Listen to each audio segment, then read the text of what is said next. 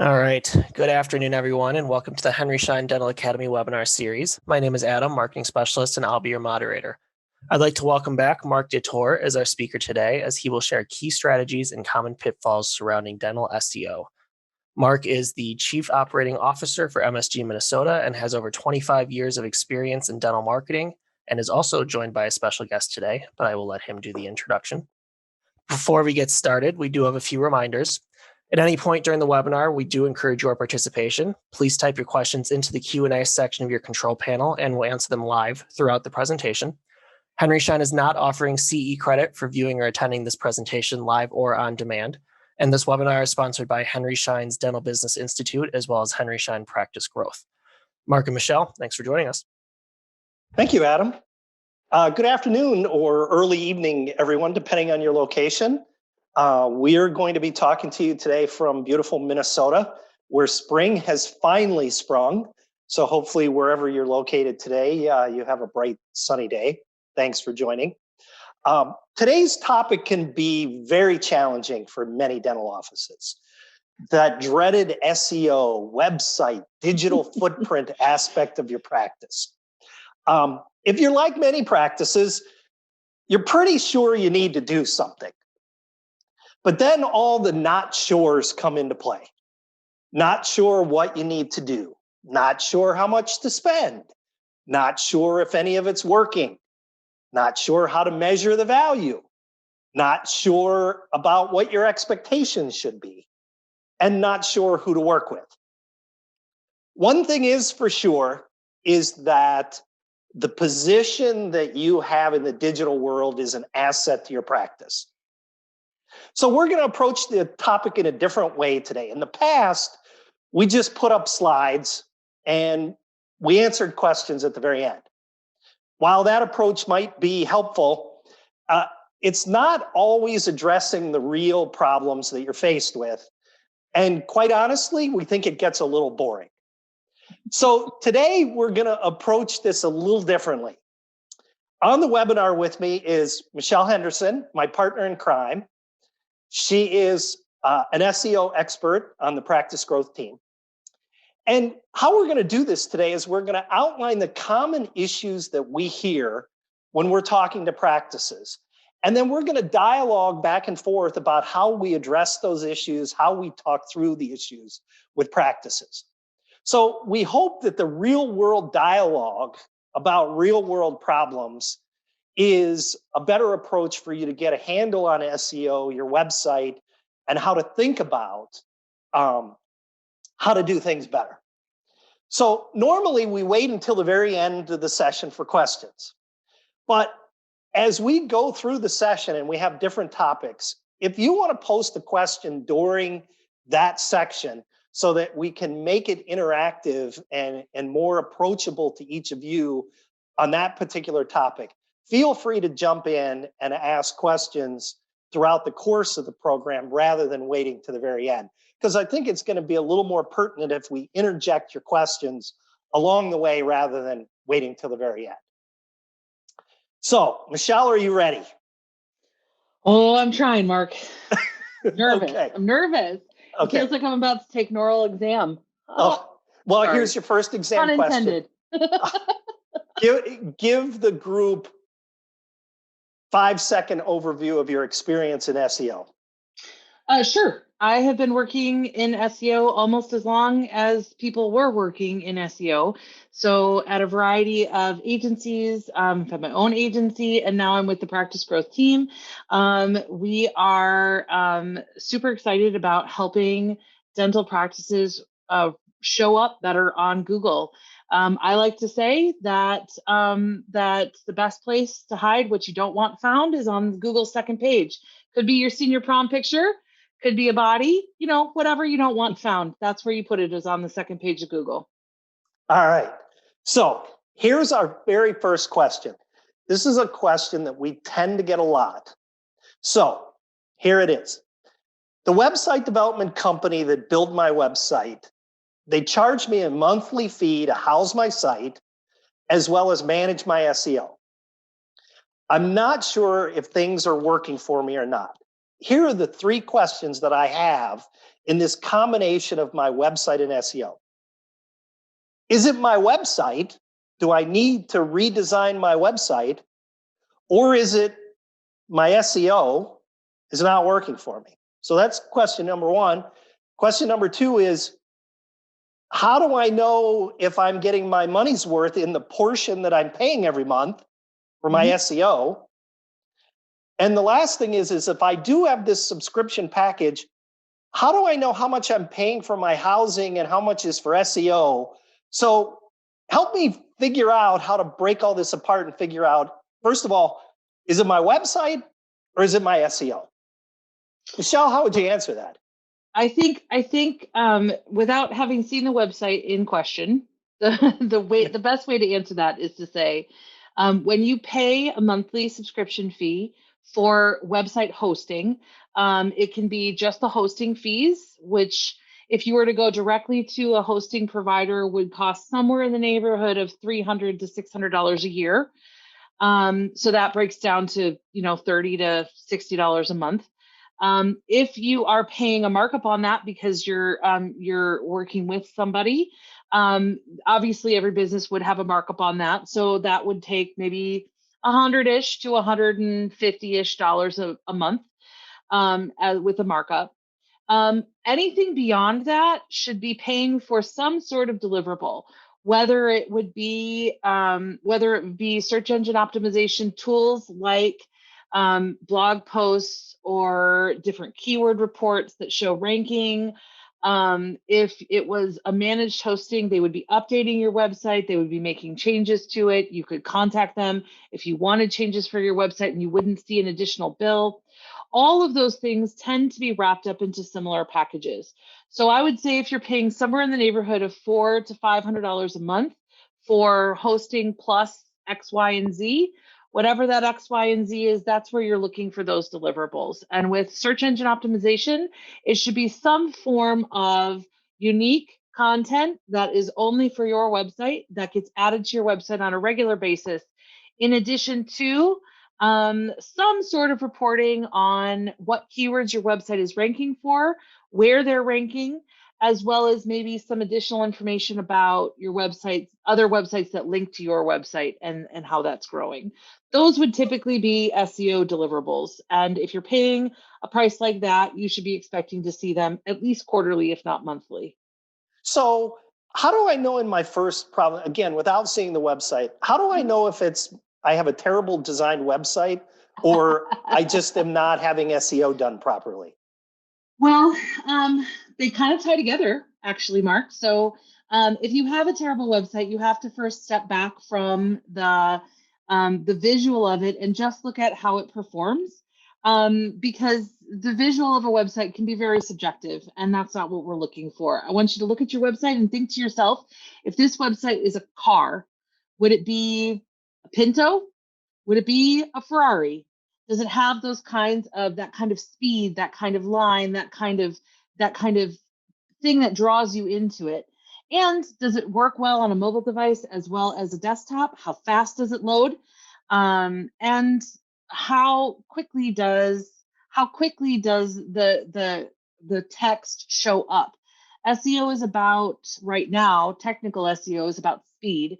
It's about mobile speed, it's about load time, and it's also about text on a website. So when you're looking at your website, look past the pictures, look past the colors, look past your brand and how it's implemented, and look at it the way a robot would see it, which is, does it load fast? They're all yes or no questions. So does it load fast? And is there enough text information here for a robot to understand what the page is about? So folks that are listening, this is why Michelle and I do this together, because I'm on the other side of the fence. And what I always say about the website, and that's why Michelle is SEO, is in terms of, is your website working for you? Is it delivering a brand proposition that mirrors what your practice is all about? Because it's your window to the world for people who aren't your existing patients, well, and even existing patients. So the non-technical aspect, I say, when you look at the site, do you feel like you're looking in a mirror? Do you feel like that website properly articulates who your practice is.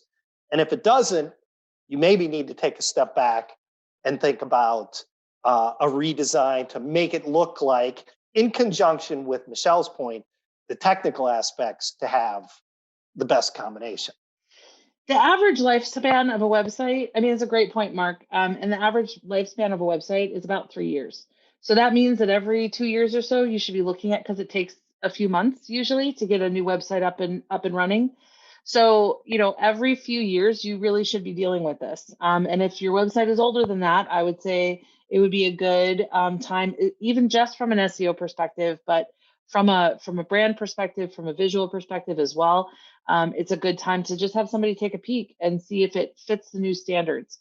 The technologies that load websites, browsers, and our devices move faster than a lot of things do, which means the standards change. When the standards change, the goalpost moves. When the goalpost moves, if you want to win the game, you've got to move too. And that's what updating your website frequently does for you. Which leads to our next question. I'm getting ready to update and change my website. What a transition, Mark. I know. When I have a new website build, people keep telling me, optimize your site for SEO. Mm-hmm. What in the world does that mean? So if everybody thinks back to about 5 years ago, do you remember the trend in websites? Maybe you do, maybe you don't. Maybe you don't pay as much attention as I do. But there was a trend in websites to get rid of all of the interior pages and just have one long scrolling website. And it kind of coincided with mobile devices and having these amazing computers in our pockets all the time. But that was the trend. And it very quickly died down. And that's because every page on your website is an opportunity to rank for a set of keywords, but the real estate is limited. So if you only have 2 pages on your website, you only have two doors into your website, 2 opportunities. And the real estate on those pages is limited, not because you can't scroll forever, but because the places where Google and other search engines are looking for search phrases on your website are character limited. There's character counts to them. So you can't just put everything on one page. And so when you're looking at a website, you don't need a gazillion pages, but you want to think about how people are searching and what they're looking for, and make sure that there's dedicated content on your website for those different people. So if you offer cosmetic dentistry, if you offer pediatric dentistry, if you work primarily with older adults or young parents, or different people at different points in their lives will need different kinds of services. And then there's just different types of services that people look up because they need a specialty service. So all of those things are opportunities. And optimizing a website design for SEO is about making sure that you have content and pages available for those opportunities. So when I hire someone, I get this one a lot. When I go to decide how to hire someone, how do I know that they're doing that stuff properly versus just giving me a site that's kind of a template and I pick the template and I go with it? It's kind of like the difference between hiring a general contractor and hiring a handyman. So if you were to hire a general contractor, the general contractor brings in specialists for different aspects of the job. An electrician can rough in the plumbing for a bathroom, and a plumber could pull wires for your electrical outlets, but that doesn't mean that they're the best at it. When a developer says that they do everything, they don't, not equally well. So when you're working with somebody who brings in an SEO expert, that's when that just does that. That's when you're working with a team, and each of those people on the team have expertise. That's when you're in some good hands. So, go ahead. Sorry. No, I was just gonna say, I was just gonna beat the metaphor to death. So you go right ahead, Mark. So, and you'd said that websites only last about 3 to 5 years. So yeah. When I go to make a change, do I have to be concerned that I don't lose the energy built up on my organic search with the old site? Yes, absolutely. Every page on your website has an address. The URL, that's the thing that goes in the address bar. So every page on your website has its own address, and any character change to that address. I know you've seen them before, .php, and then that goes away on a new website, .html, and then that goes away on a new website, or there's a slash at the end, or there's no slash at the end, or you add dashes to the words, or something like that. Every change is a change to Google. And again, I really speak in metaphors because I do this work that people just don't understand. I want you to think about it like your website is an apartment building, and everybody in your website, in your apartment building, every apartment is its own page, and everybody who lives in those apartments moves to a different apartment building at the same time. That's relaunching the website. If the people in those apartment buildings don't submit their change of address forms to the post office, they're not going to get their mail. If you don't have an SEO person watching and helping you submit those change of address forms to Google, Google's going to lose track of your website and what those addresses are. And then the ranks that you have achieved, you will lose. It happens a lot. In dramatic cases, websites, and I have seen this consistently, lose somewhere between 40 to 60% of their traffic in a relaunch without paying attention to the SEO that they've already gained. Okay. Which then ties to, okay, I've hired someone to do my website. They claim they're going to do SEO for me. They ask me for keywords. And what are the keywords in my area? Shouldn't they be telling me what the keywords are that I should be using? Or how do I know as a dentist what keywords to provide for my site? I mean, ideally it's a collaborative process, but ideally the expert should be bringing you ideas that you can then either agree with or decline. The keywords themselves, they're different based on your practice. And so the person who's bringing them to you won't understand your practice the way that you do. So if they're bringing you pediatric keywords and you're not interested in oh, somebody's updating their website. Yes, will there be a replay? So if those keywords come up and you don't do that service, they're not going to know that until you tell them that. So ideally, the expert should be bringing you some ideas for you to then say, I don't do that. I don't talk about it this way. This isn't what we do. We do this though. Did you think of that? Did you look this up? Because what the expert's going to bring you is volume, like searches based on volume in your area. And then that needs to pair with your practice's goals. Okay. All right. What does my website authority score mean? And how the heck does it relate to SEO? Okay. So this is a super unofficial score that that Google used to publish and doesn't anymore. They still pay attention to it, but they don't publish it, of course, because they're making it my life harder. Sometimes you'll have heard of it called domain authority. You might have heard of it as referred to as page authority. They're slightly different, but for the purposes of this, we can just kind of talk about them as the same thing. Again, think about SEO like a race. Think about your website like a car, and think about that like the engine size. So a John Deere riding mower car is not going to have an engine size that's going to compete with a Ferrari engine. So some websites have more authority than others, and this comes from how long they've been around. Brand new domains or brand new URLs have a harder time ranking against URLs with a long history.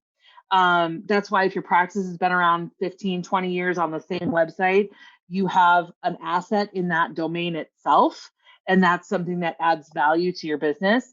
But if you're a brand new practice, your domain isn't something that adds value to your business yet, because that authority hasn't had time to build. So it's in part based on the history of the domain, and then also in part based on the quality of other websites that link to it, kind of like popularity votes. And that's what it is. It's kind of a squidgy around the edges thing. There are some tools that are paid tools that SEO professionals use to compare one website to another. It is currently considered a score out of 100. But we don't think about it like pass and fail. This isn't like ABCs and everybody with an 80 or above passes. It's all about comparative power. right? So if you're in a metropolitan area that's incredibly competitive with a lot of other dental practices, if you're in an area where there's 2 dental practices and they've, and there's one that's brand new and one that's been around for 50 years, those landscapes, those competitive landscapes from an authority perspective are different. And so the power that your website needs to achieve its goals are different. Now, you made, Michelle, I'm going to jump in. You made a comment. I've seen advertisements for people who just charge for backlinks. Yes. What do you think about that? I think that it is a scam and you should run away. Why? So in early SEO, the quantity of backlinks were what mattered. It didn't matter how you got them. You just had to get links to a website, which meant that you could go on to, forums and comment a bunch of times and just link over and over and over to a website, and it would lend authority. Google's gotten a lot smarter than that. It's about quality. So it has to be websites, the websites that pass authority are the websites with a higher authority than yours. These are really hard to get. A successful backlink campaign might find 10 or 15 backlinks a year. So 50 backlinks a month for $300, scam. Is it a good example of a good backlink being if I'm a dentist and I do clear aligners, say Invisalign clear aligners, and then I have a link to the Invisalign website. You need Invisalign to give you a link to their website. Okay. And you don't want to link back to them because those 2 links will then cancel each other out. Okay. It's incredibly tricky. All of the shortcuts have been thought of. All of the things that you can skip around have been thought of. All of the simple stuff doesn't count as much as the hard stuff does. The way to get good, high quality backlinks is to provide value to your users and to other people in your industry who are related. So not competitors, but provide value to your patients, provide value to your partners, and earn those links back. Is it realistic to think as a dental practice that I'm going to get a lot of backlinks? No, it is realistic to think that you're going to get a quality of backlinks. So great dental practices will have backlinks from their manufacturers, from the things that they represent or the things that the medical device that they use. They'll also, because a lot of dental practices are tied to the community, they'll also get a lot of backlinks from community work. If you're a solo dental practice and you belong to the Chamber of Commerce or you donate to the Big Brothers Big Sisters in your area, all of those are backlink opportunities. There's also a great example, and this is going to answer Claire's question as well. You're looking at. We're both trying to look at the guy. Something that we also do to help not only provide value but also get backlinks from people is we'll talk to dental practices about potential scholarships and running a $500 a year essay contest for the local high school students. Then we can get your website listed on all kinds of scholarship websites, local university websites as a scholarship provider. These are excellent backlinks, high quality, and something that actually lends itself to your brand, provides an actual value to your community, and lends itself to the kind of connection to your community that you're probably trying to achieve anyway. And so maybe it's something as simple as that. Maybe it's something a little bit bigger. But if you're on a professional board, that's a great way to get backlinks. If you do any sort of trade shows or speaking, anything that you do, any sort of continuing education that you provide or that you offer, training and mentorship programs, volunteering with your staff, all of those things are backlink opportunities, and they happen to provide actual value to your community as well as your profession. Okay. How do I know if I need to consider changing my SEO provider? So in other words, if I'm showing up on page 2, the place to hide on Google, or are there any tools that I can use to measure the effectiveness of what my SEO partner is doing to be able to know if the money I'm spending every month is providing me results? Yeah, there are. So in addition to the reporting that they give you around how you're ranking for specific things, it's really important that we don't just think about the ranking, because the ranking is a means to an end. The ranking is step one. The traffic that comes to your website is step two, and additional people reaching out to you either via phone or online form, that's step three. And it can take 8 months easily to get all the way to step three with SEO, and to see an increase and an actual increase there. But if you're a year and you haven't seen anything but the ranking, if you haven't seen additional traffic, if you haven't seen additional, then it might be time to think about a different provider. It's still an important thing to do, and good providers will look at the work that's done before and build on it instead of just tearing it down and restarting just to restart. If it's not been done well, they'll restart because it's important to do. But good providers don't necessarily just assume that the last person was bad. They look at the research and provide you solutions that will be actually like well thought out and explain to you what they're doing and why they're doing it.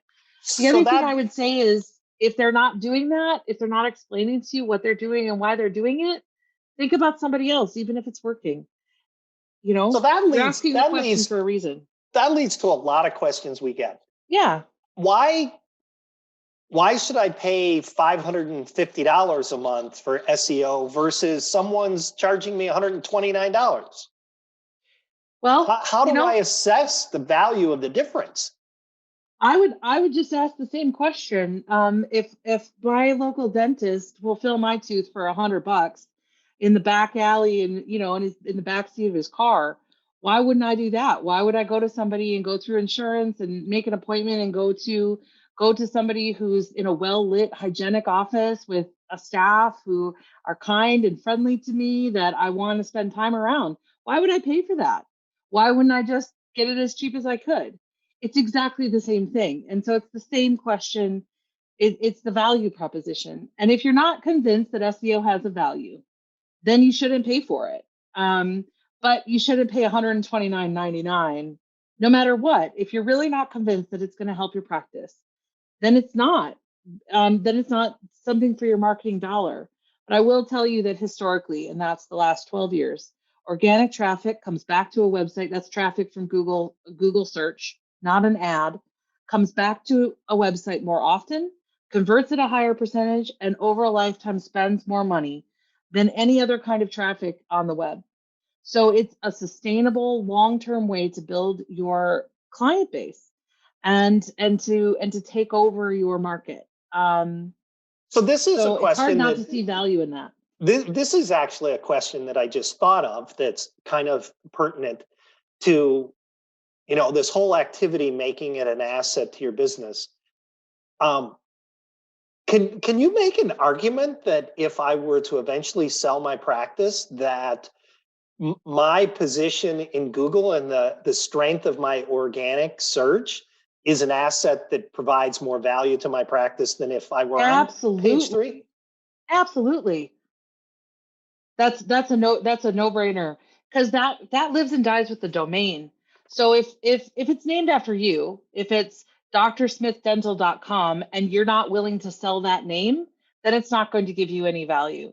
But if it's like parkdental.com and you don't care, you're going to sell the name along with the practice, they would pay a lot more for top ranking, because they're going to be able to get out of the gate with a new practice a lot faster. Okay. And we do have a question in the Q&A here. Cindy sent in a question about 5 minutes ago. Oh. It kind of reroutes the conversation, so I definitely want to make sure we get to it, Mark, but I didn't want to stop your flow if you had some other things that you were wanting to talk to. I missed Cindy's question. So go for it. I don't see Cindy's question. So Cindy's question is in the Q&A, not the chat. So Cindy asked, is Google Maps SEO a real thing, and is it separate from regular SEO? And Cindy, that's an awesome question. I'm so glad that you asked there was going to be another question about that. I'm so glad you asked that question. And yes, it is separate, and it is SEO. It's a different kind of SEO. And I'm going to answer the question in part because it's going to lead Mark into another section. Yeah. So your map listing is about your physical geographic location, in addition to the quality and quantity of the reviews on your website, the reviews of your service. So your Google reviews, not your Yelp reviews or your Facebook reviews, but your Google reviews.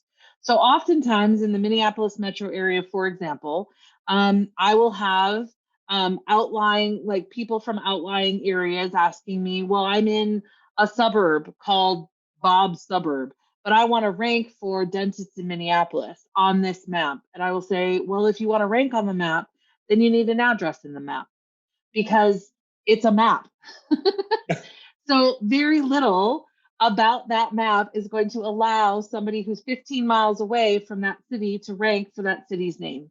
However, that also means that all of the competition inside that larger city can't rank in the suburb where Bob is.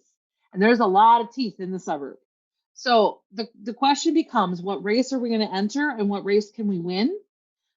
Because the races that we can win are the ones worth running. And by win, I mean getting to the top page of Google. So that map, there's 3 that show up on the map for any given kind of service term. It's called a snack pack because SEO people are weird.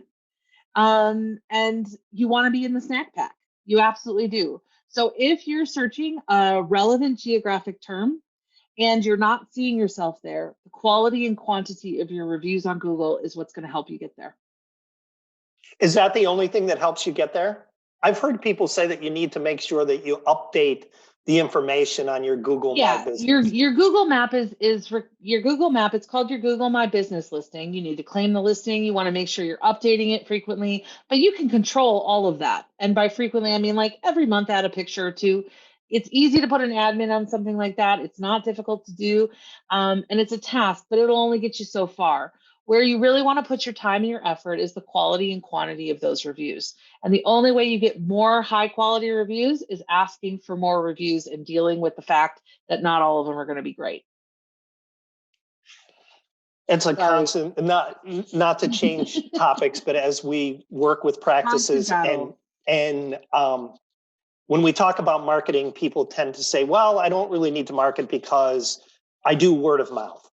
Sure. Well, reviews is word of mouth. And so the key is if your patients are doing word of mouth physically, you want them to do word of mouth digitally as well.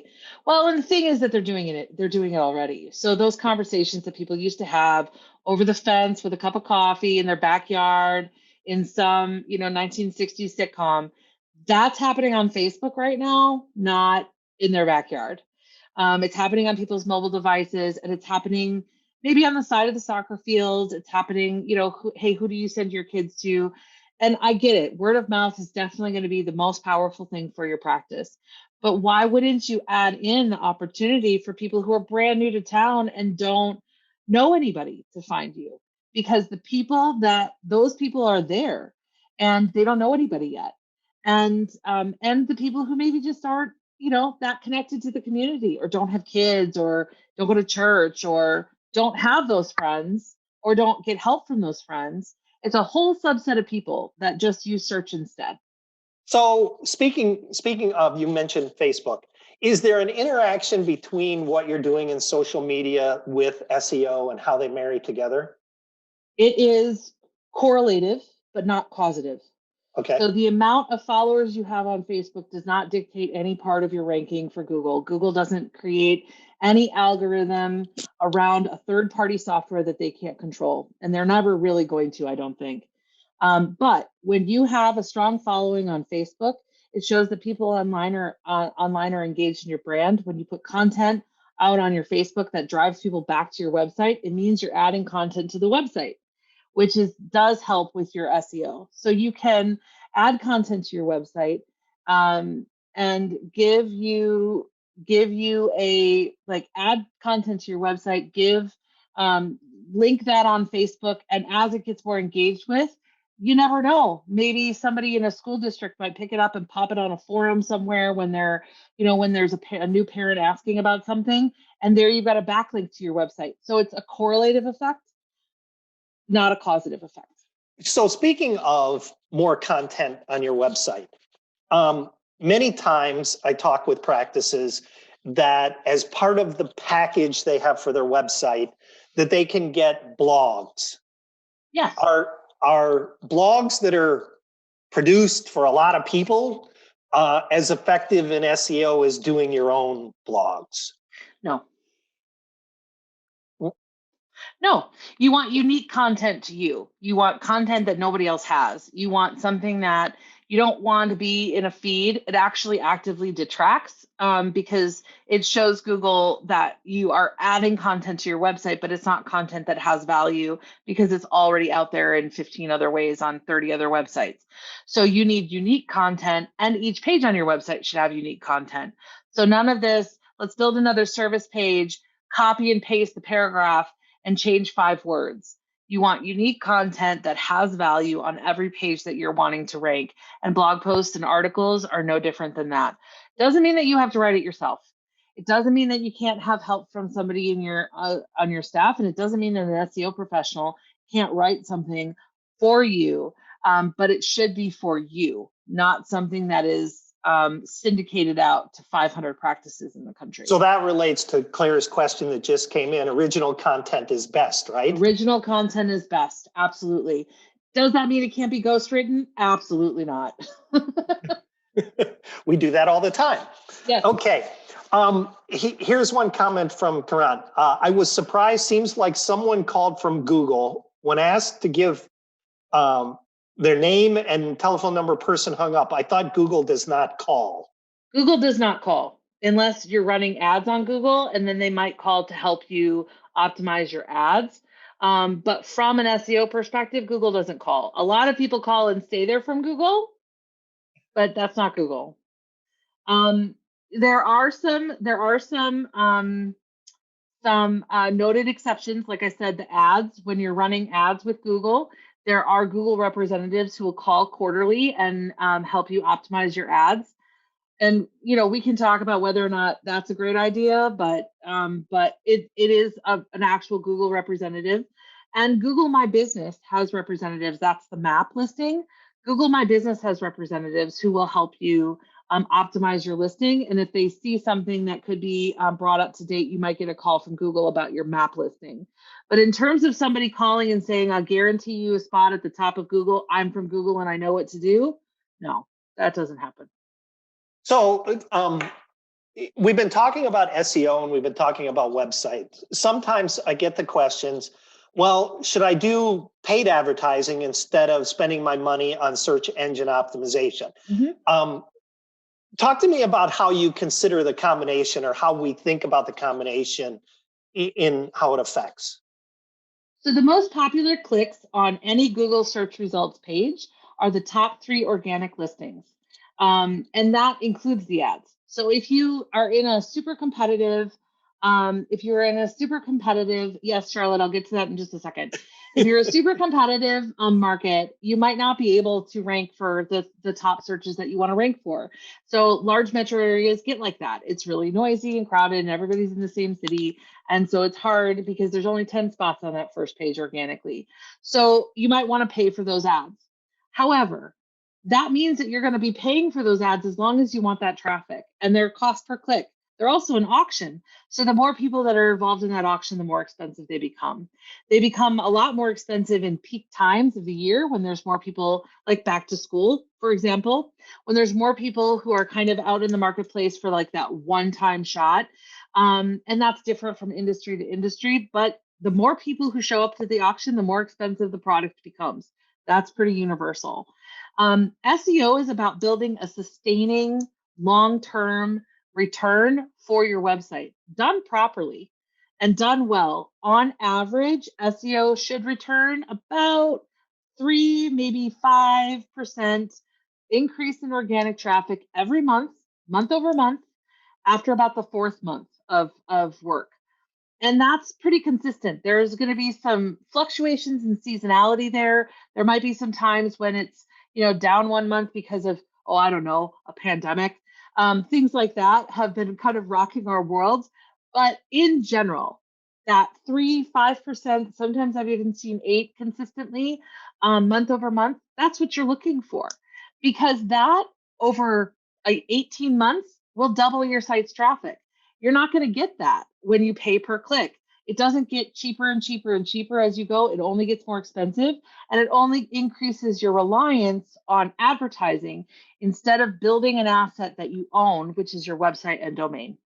Oh, by the way, I'm going to add a piece to that is that many conversations that we have with practices after exactly what Michelle said is the key to successful SEO and pay-per-click is properly handling the patients when they call, when they click to your website, when they fill out the patient request form, that you're responding quickly and that you're addressing their needs as quickly as possible, because it's a quote unquote lead that now your team, your staff has to be properly trained to quickly respond to so that you can capitalize on that opportunity.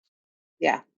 If I Google, if I broke my tooth and I'm, maybe visiting or looking for something, or if I'm just new to town and I don't have a regular dentist, or maybe I'm like a lot of adults out there who don't come in for cleanings as often as I should, and now I'm experiencing some pain or I've broken a tooth.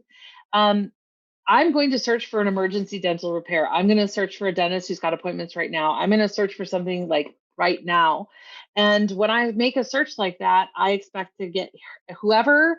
I'm going to make maybe 2, maybe 3 phone calls, leave messages at whatever practices are the tops of the list. And then I'm going to wait for people to call me back. And whoever calls me back first, that's who I'm going to. And maybe they'll get me for longer than just that one repair. And that's what we're talking about. Well, and where we won't go in this topic today because it's off topic, but online scheduling and the value of the patient to be able to schedule directly into your practice, but that's a whole separate. Yeah, that's a whole separate session. thing. And just to really quickly answer Charlotte's question here, because it kind of does go back a little bit, but a backlink is a link from another website to yours. That's what it is. So it means that it's not you linking out of your website, it's someone else linking back to you. So so that's what it is. Yep. So here's our last question, and then we'll open it up to any other questions that people have. I'm suddenly very aware of my teeth. I feel like, do I have anything in my teeth? But you wore nice color lipstick, so your teeth are very just white. To show them off, right? Make them look a little more cared for. Here's the last question. In terms of measurement, is my expectation, or should my expectation be that my SEO provider is providing me reports, or do I need to take some ownership in it in terms of measuring activity on my website to also check to see how things are going? Well, I'll never say don't take ownership, because you are going to want to understand the reports that you get, but your SEO provider should definitely be providing some sort of regular reporting to you. Now, at Practice Growth, we have a dashboard that shows kind of all kinds of different things that you can check whenever you want. But we still want to talk with people on a regular basis to update them and let them know what's going on. That can be as quick as a 10-minute phone call to just say, hey, this is what's happening. This is what's working. This is what's not. Here's what we're doing about what's not working. Great. Have a good day. Enjoy your next patient. You're busy. You've got billable hours. I get it. Like, you don't want to have to babysit your SEO. But some level of engagement, just enough to understand, is this working for my practice? Is this moving us forward? And being able to cross-check it, just like anything else. That's really important. But those regular reports should be coming to you, and you shouldn't have to ask for them, frankly. That's icky. I've changed my mind. This is the last question. Expectations. How do we properly set expectations for practices in terms of how to think about SEO, in terms of being anxious but not being too anxious, in terms of what works and what doesn't work, and yes. Failures along the way? Yes. It's a moving target. So just like anything else, like anything that's a moving target, you want to see slow, steady progress toward a goal. You want to understand what are the measurements what does success look like to the person that's doing it. When I say 3 to 5% increase in organic traffic month over month, starting in month 4, that's what I'm looking for. That's literally what I want. When I'm looking at those rank results, it's a means to an end. So if the ranks are going up, but the traffic's not, we've got a problem. And so when we're looking at these measurements and these expectations, it's about a slow and steady wins the race. It's not the same as advertising in that sense.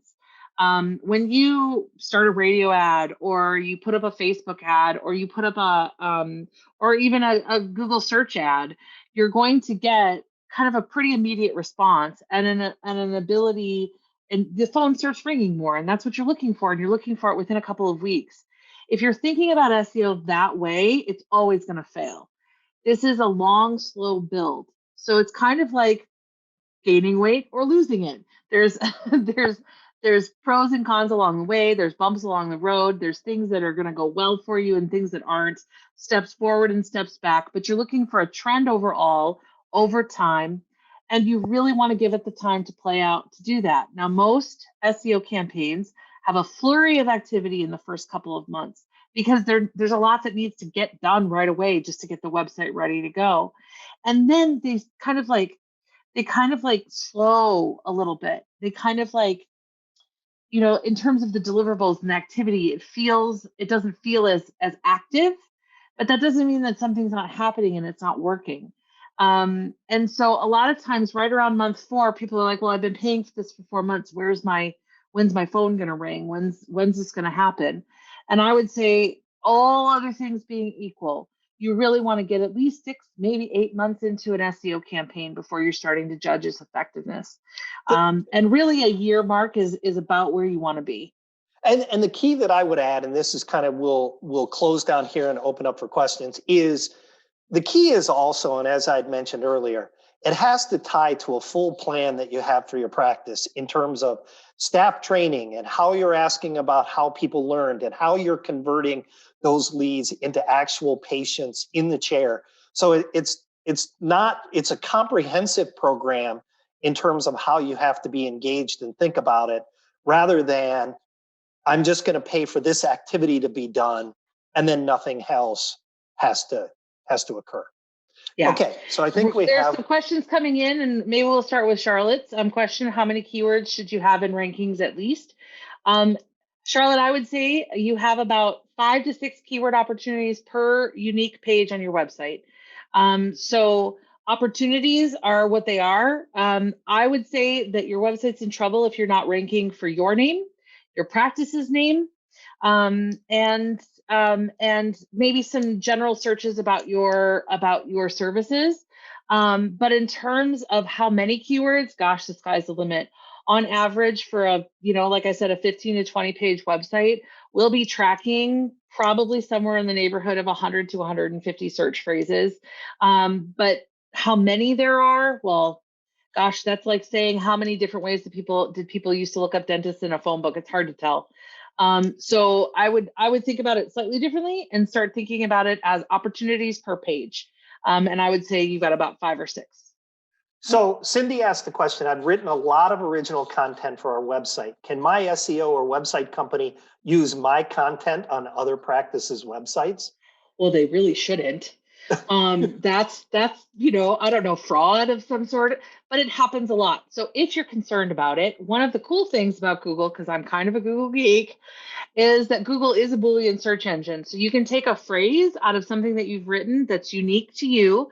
I would say maybe 10 to 15 words, put quotations around it, and put it into a search engine. And then you'll get results of anybody else that uses that phraseology. So it's a way that we cross-check duplicated content across multiple websites. There's also a website out there called Siteliner, siteliner.com, SITELINER, where you can put your website in and it'll scrape the rest of the internet and tell you if other people are stealing your stuff. Cindy, the other thing, and you've written a lot of the content, there are a lot of website developers that give you kind of templated content for certain pages. Then you can pretty much assure yourself that content is on many other websites across the industry. Yep. Tamara, you may have answered this earlier, but I need confirmation. If I've been with our SEO provider for 7 or 8 years, if we switch, then will we lose all of the previous years and have to start all over again? Well, your SEO provider would love you to think that, Tamara, and I would love you to think that too, because that's what SEO providers like to say. But what actually happens is that the changes that they've made to the website, the increases in domain authority, the keywords that they put on your website, all of that lives and dies with the address for the page. So if you switch providers and they don't make changes to any of those things, well, you haven't lost anything, now have you? Now you're not going to gain from there. And something that does happen, and this is the nuance of sales versus, implementation, right? The thing is that if you just stop doing SEO, not switch providers, but just stop doing SEO, it's like running a race and then just stopping. Other people keep running, so they'll eventually start to outrank you again. But in terms of switching providers, not necessarily. Again, it kind of depends. If your provider doesn't just like sweep everything that's working well away and restart from scratch, you should be just fine. And you could switch providers without that danger. So if you are frustrated or unhappy with your provider for other reasons, you can change providers without losing everything. Okay, so adding to that, and actually, Charlotte, we were adding to that. If we're paying for our domain and switch companies, do I have to get a new domain? So this is always the challenge. Do I own my domain or am I renting my domain? Yes. As part of my website? So your website is made up of 3 different elements. So your website is made up of its domain name, blah, blah, blah, dental.com. That's a domain. If you have the login for GoDaddy or SiteGround or WP Engine or oneandone.com or whatever, that where you register that domain, that's your domain. And you can put any content on that domain that you want to, and you can host that content anywhere that you want to. So think about it like your cell phone number. As long as you pay the bill and you are the one that can call and tell them that you want to change something, have the login, then it's yours. You own it and you can take it to another provider. The other things that your website is made up of are the files. Those files live on a server somewhere, and then the hosting. And that hosting is what you pay an annual fee for. The files, well, that's part of the software of the website. And if you have the login for your domain and your hosting, then you own your website. And you can move those files to another hosting provider without a problem.